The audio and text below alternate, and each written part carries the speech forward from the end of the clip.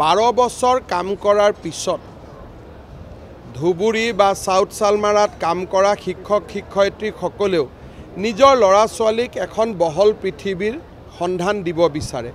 সেইকাৰণে 12 বছৰ যিসকলে শিক্ষকতা সম্পূৰ্ণ কৰিলে ধুবুৰী আৰু সাউথ সালমাৰা জিলাত যিসকলে ইচ্ছা কৰে সকলোকে নহয় তেওঁলোকক আমি 1/3 কৰি 3 বছৰত তেওঁলোকৰ গৃহ জিলা বা গৃহ জিলাৰ ওচৰৰ জিলালৈ লৈ আহিম। কাৰণ প্ৰত্যেকজন শিক্ষকে 12 বছৰ কাম কৰাৰ পিছত নিজৰ গৃহ জিলালৈ যাবৰ বাবে ইচ্ছা কৰে।